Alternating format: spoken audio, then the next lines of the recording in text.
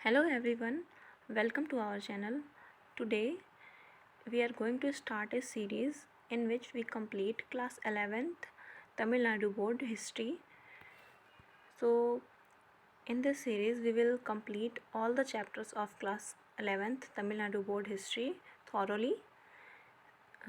So our first chapter is India geographical features and their impact on history. So before dwelling upon the chapter, it is very important to know that this history book is very beneficial for aspirants who are preparing for UPSC civil services examinations, and also for those who are preparing for other government examinations, government jobs. So let's start. तो पहला chapter है India geographical features and there impact on history. That means India के geographical features के बारे में जानेंगे and geographical features India के history पे कैसे इम्पैक्ट करते हैं ये भी आज जानेंगे.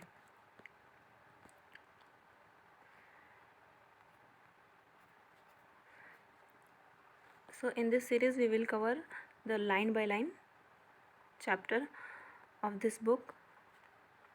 It is generally said that history has two eyes. One is chronology and the other is geography. In the other words, time and space are significant factors in determining the historical processes. In particular, a country's geography largely determines its historical events. That means कि ये जो history है उसके दो eyes हैं. That one is chronology. पहला तो है क्रोनोलॉजी इम्पॉर्टेंट होता है. टू आइज़ मीन्स इसमें दो चीज़ें जो इम्पॉर्टेंट हैं. तो पहला क्रोनोलॉजी हो गया, मीन्स जो भी इंसिडेंट्स हैं वो कब कौन सी इंसिडेंट हुई, कब पहले हुई, कौन से इंसिडेंट पहले हुए, कौन से उसके बाद हुए. एंड दूसरा जोग्राफ़ी, कि जहाँ पे भी ये इंसिडेंट हुई तो उसकी जोग्राफ़ी क्या थी. तो टाइम एंड स्पेस, दूसरे शब्दों में हम ये भी कह सकते हैं कि टाइम एंड स्पेस बहुत ही ज़्यादा सिग्निफिकेंट फैक्टर्स हैं हिस्टोरिकल प्रोसेस को डिटरमाइन करने के लिए. और अगर पर्टिकुलरली बात करें तो एक कंट्री की जो ज्योग्राफी होती है वो उसके हिस्टोरिकल इवेंट्स को भी बहुत ज़्यादा इम्पैक्ट करती है और उसको डिटरमाइन करने में भी हेल्प करती है.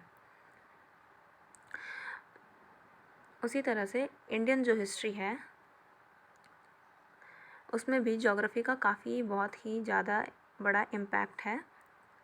Hence, the study of Indian geographical features contributes to the better understanding of its history. So, अगर Indian geographical features अगर उसकी understanding हमें अच्छे से होगी तो हम historical events को भी better understand कर पाएंगे. The Indian subcontinent is a well-defined geographical unit. It may be divided into three major regions: the Himalayan mountains, the Indo-Gangetic plains and the southern peninsula. So, जो Indian subcontinent है वो काफ़ी well defined है और ये majorly three regions में divided है. पहला हिमालयन माउंटेन्स जो कि नॉर्दर्न साइड में है, और इंडो गैंजेटिक प्लेन्स जो कि इंडिया का नॉर्थ वेस्टर्न पार्ट और central part means northern part, not extreme northern but उसके बाद वाला नॉर्थ के से थोड़ा नीचे आएंगे तो वो उस पार्ट को पूरा कवर करती है. एंड उसके बाद हमारा साउदर्न पेनिनसुला, पूरा साउदर्न वाला पार्ट. तो इंडियन सब कॉन्टिनेंट में पहले ये जानेंगे कि इंडियन सब कॉन्टिनेंट्स में कौन कौन सी कंट्रीज़ आती हैं. तो Indian subcontinent consist of these countries. पहला तो इंडिया ही हो गया, दूसरा Pakistan, Bangladesh, Nepal and Bhutan. So it is very important for you, so don't confuse.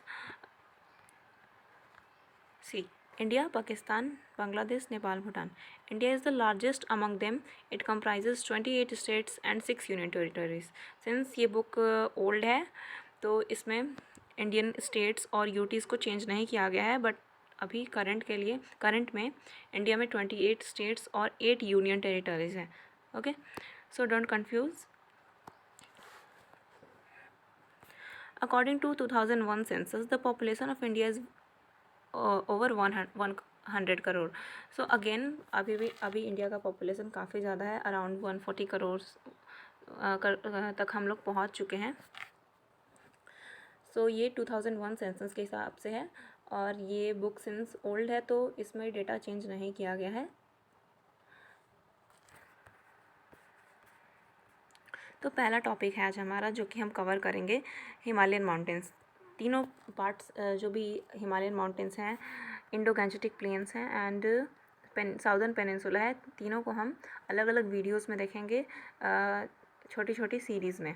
तो पहला है Himalayan mountains. The Himalayan mountains are situated on the north of India starting from the Pamir in the extreme northwest of India, the mighty Himalayan range extends towards northeast। तो जो Himalayan mountains है हमारा वो India के north में है और ये जो एक्सट्रीम नॉर्थ वेस्ट है इंडिया का, जो कि पामीर से शुरू होता है, वहाँ से लेके पामीर से ये स्टार्ट होता है और ये हमारा जाता है पूरे नॉर्थ ईस्ट तक जाता है, इंडिया के नॉर्थ ईस्ट तक। मीन्स हिमालयन माउंटेन्स काफ़ी बहुत ही ज़्यादा बड़ा है। It has a length of nearly 2560 kilometres with an average breadth of 240 to 320 kilometre. Since ये काफ़ी बहुत बड़ा माउंटेन रेंज है इंडिया का और काफ़ी दूर तक ये फैला हुआ है, तो इसका जो विड्थ है वो भी वेरी करता रहता है। तो 240 to 320 किलोमीटर्स के बीच इसका विड्थ वेरी करता रहता है और ये जो टोटल लेंथ है इसका 2560 किलोमीटर्स है। The highest peak of Himalayas is known as Mount Everest with its height being 8869 meters। तो सबसे हाईएस्ट पिक जो है हिमालयाज़ का वो है mount Everest, the great mount Everest obviously, and उसकी लेंथ ये है 8869 metres. It acts as a natural wall and protects the country against the cold Arctic winds blowing from Siberia through Central Asia। So Himalayan mountains का बहुत ज़्यादा हमारे लिए significant है। पहला तो ये एक नेचुरल बैरियर का काम करता है जो कि दूसरे कंट्रीज से, जो हमारे नेबरिंग कंट्रीज़ हैं तो उनसे भी हमारा प्रोटेक्शन करता है कि अगर कल को वॉर हुआ तो वॉर सिचुएशन के लिए ये एक नेचुरल बाउंड्री का काम कर रहा है। और दूसरा ये भी है कि हिमालय के जस्ट दूसरे साइड पे, मीन्स इंडिया के हिमालय से जब क्रॉस करेंगे तो दूसरे साइड पे साइबेरिया है, काफ़ी नज़दीक ही है, तो वहाँ से काफ़ी कोल्ड विंड्स आती है। तो हिमालयन माउंटेन उससे भी हमारा प्रोटेक्शन करता है और यहाँ के क्लाइमेट को भी अफेक्ट करता है। This keeps the climate of northern India Fairlie warm through out the year. तो उसके कारण ही ये जो हमारा नेचुरल बैरियर है, तो इंडिया का जो क्लाइमेट होता है पूरे ईयर वो थोड़ा वार्म ही रहता है, बिकॉज हिमालयस प्रोटेक्ट करता है। The Himalayan region is mostly inhospitable in winter and generally covered with snow. हाँ, बट हिमालयन माउंटेन जो है वो विंटर के टाइम्स पे जनरली स्नो से ही कवर्ड होता है। वहाँ पे काफ़ी ठंड होती है बिकॉज काफ़ी हाइट भी है, जो ऑल्टीट्यूड है काफ़ी ज़्यादा है एंड ऑब्वियसली माउंटेन है, तो वहाँ पे स्नो होंगे ही होंगे विंटर्स के टाइम पे। It was considered for a long time that Himalayas stood as a natural barrier to protect India against invasions। Yes, यही अभी I was telling कि ये invasions से भी बचाता था। अभी तो हमारे कंट्रीज़ के बीच वॉर का सिचुएशन है, उसमें प्रोटेक्ट करता है, बट जब ये एंशियंट टाइम की अगर बात करें तो उस टाइम पे इन्वेजन्स फ्रिक्वेंटली होते रहते थे, तो उस टाइम पे ये इन्वेजन से भी बचाता था, नेचुरल बैरियर का काम करता था। But the passes in the north west mountain such as Khyber, Bolan, Kurram and Gomal provided easy routes between India and Central Asia. But also Himalayan mountains के बीच कुछ कुछ पासेस भी हैं जो कि एक रूट प्रोवाइड करता था India to Central Asia, like Khyber pass, Bolan pass, Kurram पास, गोमल पास। तो एक तरह से इससे क्या होता था कि ट्रेडिंग के लिए भी अच्छा होता था, बिकॉज़ ज्योग्राफी इतना वास्ट था, तो कंट्रीज़ के बीच का कम्युनिकेशन ब्रेक हो जाता, तो ये जो पासेस थे उसमें हेल्प करते थे। और कहीं ना कहीं इन्वेजन्स का रीज़न भी यही पासेस रहे हैं, क्योंकि जितने भी इन्वेडर्स हैं वो कहीं ना कहीं इन्हीं पासेस से आए थे।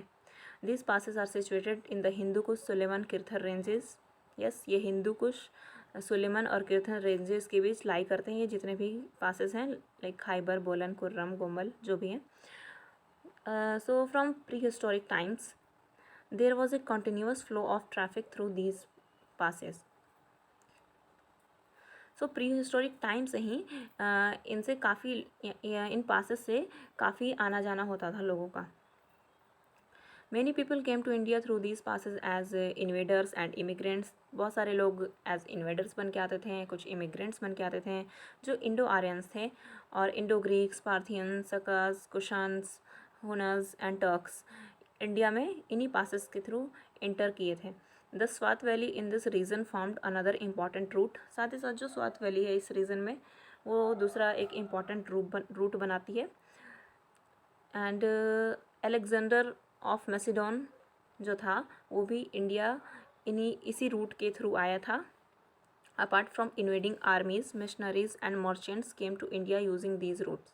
तो इन्वेडिंग आर्मीज़ के अलावा भी लाइक मिशनरीज़ हो गए बहुत सारे जो क्रिश्चियन मिशनरीज़ होते थे, मर्चेंट्स हो गए जो कि ट्रेडिंग के लिए आते थे, तो वो भी इन रूट्स का इस्तेमाल किया करते थे. Therefore these passes in the north west mountains had facilitated trade as well as cultural contracts between India and the Central Asia. तो ये पासेस बहुत ही एक इम्पॉर्टेंट रीज़न थे इंडिया और सेंट्रल एशिया के बीच का जो कॉन्टैक्ट था उसको इस्टेब्लिश करने के लिए. इन the north of Kashmir is Karakoram range. और अगर कश्मीर जो कि इंडिया के सबसे नॉर्दर्न पार्ट में आता है, जो कि क्राउन के जैसा दिखता है इंडिया के मैप में, तो वो जो कश्मीर था वो लाई करता है इन the north of Kashmir. Kashmir के नॉर्थ में हमारा काराकोरम रेंज आता है. ये हमारा सेकंड हाईएस्ट पीक है वर्ल्ड का, माउंट एवरेस्ट के बाद. The second highest peak in the जो माउंट गॉडविन ऑस्टिन है जो कि सेकंड हाईएस्ट पीक है वर्ल्ड में, वो यही सिचुएटेड है काराकोरम रेंज में ही. काराकोरम रेंज तो एक पूरा माउंटेन रेंज हो गया, एंड एक माउंटेन रेंज में सबसे बड़ा कुछ ना कुछ तो पीक होगा ही, बहुत सारे पीक्स होते होंगे. तो काराकोरम रेंज का जो सबसे बड़ा वाला पिक है हाईएस्ट, वो माउंट गॉडविन ऑस्टिन है जो कि सेकंड हाईएस्ट पीक है वर्ल्ड में. This part of Himalayas and its passes are high and snow covered in the winter. तो ये जो पार्ट है हिमालयस का और ये जो पासेस हैं वो भी स्नो से कवर्ड होते हैं विंटर्स के टाइम पे. तो विंटर्स के टाइम में एक तरह से ये भी बोल सकते हैं कि जो कांटेक्ट है या फिर जो भी लोगों का आना जाना है वो भी थोड़ा कम हो जाता है, बिकॉज बर्फ़ के कारण ये थोड़ा प्रॉब्लम क्रिएट हो जाता है. The Karakoram highway via Gilgit is connected to Central Asia but there was little communication through this root.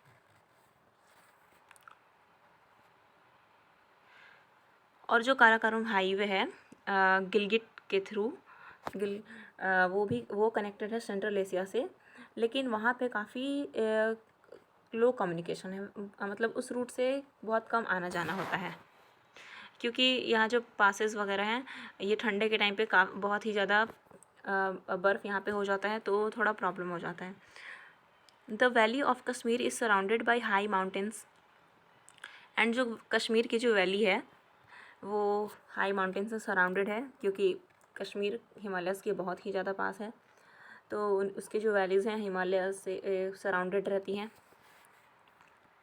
लेकिन हाँ वहाँ पे हम लोग कई पासेस के थ्रू ज़रूर पहुँच सकते हैं. ऐसा नहीं है कि पूरा ब्लॉक हो जाएगा, हम वहाँ पे बिल्कुल जा सकते हैं पासेस के थ्रू, क्योंकि जब हम मैप देखेंगे हिमालयस का, हिमालयन रेंज का, तो उसमें हमें बहुत सारी पासेस मिलेंगी. एंड सो उस पर भी एक वीडियो आएगा जिसमें हम हिमालय के जो भी पासेस हैं वो सारे डिस्कस करेंगे. The Kashmir valley remains unique for its tradition and culture. Yes, जो कश्मीर वैली है वहाँ उनका काफ़ी यूनिक ट्रेडिशन है, कल्चर है. एंड ऑल्सो इंडिया में तो काफ़ी डाइवर्सिटी है ही, सो कश्मीर का भी एक अपना अलग आइडेंटिटी है in with respect to culture and tradition. Nepal is also a small valley under the foot of Himalayas. And जो नेपाल है वो भी एक छोटा सा वैली है फुट ऑफ हिमालयस के under. and it is accessible from Gangetic Plains through a number of passes.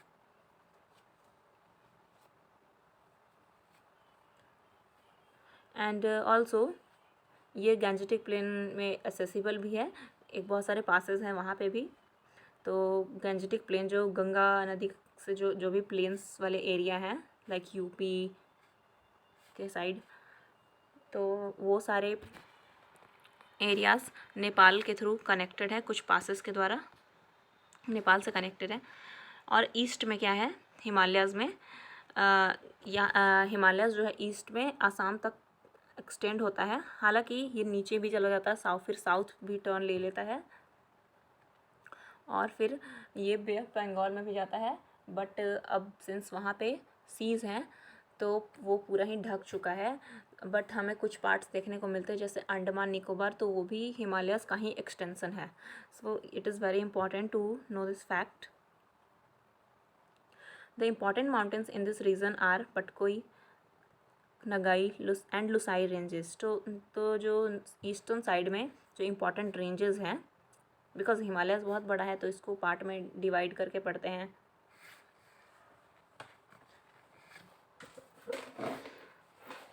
तो ईस्टर्न के साइड जो भी रेंजेस हैं वो पटकोई, नगाई एंड लुसाई रेंजेस बहुत इंपॉर्टेंट हैं। These hills are covered with thick forest, और इस साइड पे ये जो हिल्स हैं ये थिक फॉरेस्ट से कवर होते हैं क्योंकि यहाँ काफ़ी हेवी रेंस होती है। और ये मोस्टली रिमेंस इनहॉस्पिटेबल, मतलब यहाँ पे बहुत ज़्यादा आना जाना नहीं होता है क्योंकि काफ़ी नॉर्थ ईस्ट का जो जोग्राफ़ी है बहुत ज़्यादा वास्ट है। वहाँ पे बहुत सारे इंफ्रास्ट्रक्चर भी नहीं है एंड नेचुरल है, तो यहाँ पे कुछ बहुत ज़्यादा इंफ्रास्ट्रक्चर को बनाने में भी प्रॉब्लम होता है। सो यहाँ पे बहुत ज़्यादा हमें पॉपुलेशन देखने को मिलती भी नहीं है। हाँ, यहाँ पे हमारे ट्राइब्स रहते हैं बहुत सारे, एंड ट्रेड का इधर उतना बहुत ज़्यादा ये नहीं है कि बहुत ज़्यादा एकदम एक्सटेंसिव तरीके से ट्रेड वगैरह हो रहे हैं। कुछ कुछ चीज़ें हैं, कुछ कुछ क्रॉप्स हैं, cash crops like T, coffee, वही इधर होती हैं। The mountains of northeast India is difficult to cross and many parts of these regions had remained in relative isolation. So जो mountains हैं नॉर्थ ईस्ट इंडिया के, जैसा कि अभी मैं बता रही थी, तो उसको क्रॉस करना बहुत मुश्किल है एंड बहुत सारे पार्ट तो अभी भी आइसोलेशन में ही है, मतलब वहाँ पे कोई जाता ही नहीं है। कुछ ट्राइब्स वगैरह थोड़ी बहुत रहती हैं, अदरवाइज़ वहाँ पे ना उतना ज़्यादा पॉपुलेशन है और ना ही हम लोग वहाँ पे इंफ्रास्ट्रक्चर को बहुत ज़्यादा बिल्ड कर सकते हैं क्योंकि फिर नुकसान ही होगा लोगों का, आसपास के लोगों का। सो अभी भी वो आइसोलेशन में है। तो ये था हमारा हिमालयन रेंज के बारे में, हिमालयन माउंटेन्स के बारे में, जो इंडिया की ज्योग्राफी का एक बहुत ही इम्पॉर्टेंट पिलर है। सो आज की वीडियो में इतना ही, और नेक्स्ट टाइम हम इंडो गैंजेटिक प्लेन, फिर उसकी अगली वीडियो में हम साउदर्न पेनिनसुला को भी पढ़ेंगे। सो आज के लिए इतना ही। Thank you so much, have a good day.